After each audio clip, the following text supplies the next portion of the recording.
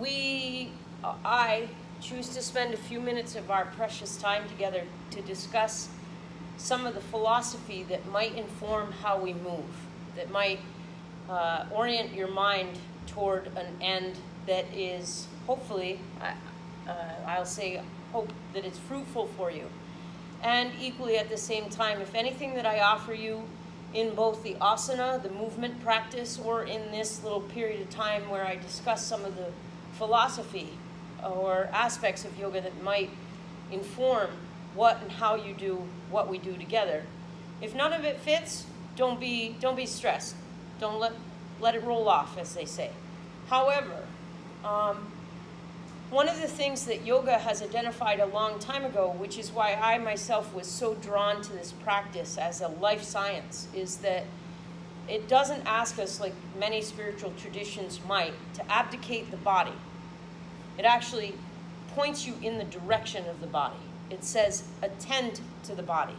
Now, at the same time, in this tantric tradition that I believe we're practicing more than classical yoga, there is an aspect that asks you to understand that your meat bag is a meat bag. You don't need to get neurotic about your meat bag.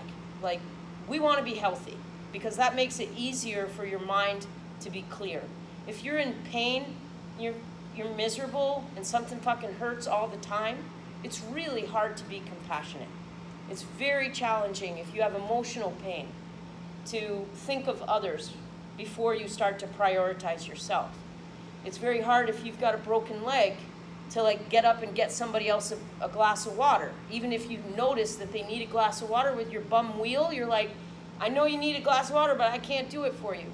And so our practice as a practice is about keeping our body healthy to a degree that we can then allow our minds to focus on the things that will bring us toward an evolutionary, and I dare say, revolutionary edge of expression. And this is 2,000 years old at least, which is Jesus taught that, you know, our work is to come into service to one another and to love one another. Most of the spiritual traditions have asked us, turn away from violence, ahimsa in yoga, muhuri. And the idea is that you turn toward peace, but yet again, it's really difficult to do that if you're in pain yourself. We actually have wiring in the brain that will say, you're in pain, you need to lash out, fix it, and usually fix it in an immediate fashion with some sort of thumb to the eye to the thing that's causing you pain. Our practice on the mat today, I will invite you repeatedly, and you will temper for you and this body on this day how much discomfort you ride into as a practice today. So my invitation will be always be guided by the breath. Notice if your breath is in any way diminished, if in any way it starts to become choppy. If you can't smooth out and extend the exhale, you're in the ego. You're chasing some expression or effort that is about how you look or you want to look on the outside. This is the other offering of yoga, is that it asks you to attend to how you feel. Not what you think about how you should feel, not what you think about what you should look like, but sincerely, what do you feel? Because the body is of such a great degree of intelligence that it will constantly correct you and point you back in the direction of true north. And what do I mean by true north? If it sucks, if it feels like shit, it is because it is shitty. So you temper it. Now, recently I had a student that loves inversions, and this person just did inversions through the whole class. No matter, I could have been offering pigeon, and they would have been in a handstand. If I'm offering knee to chest on your back, they're in crow. So there's this space, like, awesome, great physicality. I can promise you, without a shade of a doubt, that you will never show up for somebody in the fullness of your being in fucking crow.